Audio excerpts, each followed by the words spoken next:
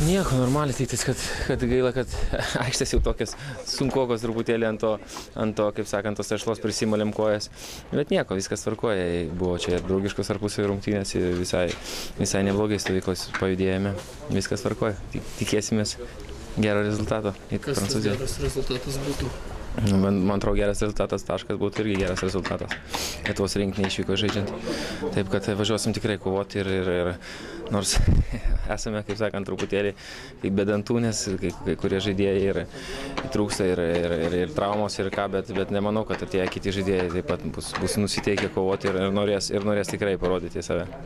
Tai dėl tų nuostabių, kuriuos turi komanda, gal su tokiu didesniu nerimu važiuoti Prancūziją? Žinote, sunku pasakyti, aišku, kad trūksta žaidėjai ir nėra gerai, kai yra pilna komanda sukomplektuota, pilna yra žymiai paprasčiau važiuoti, bet sakau, atėję žmonės, kurie jos pakeičia, negalima sakyti, kad blogesni ar tie geresni, kurie nežaidžia.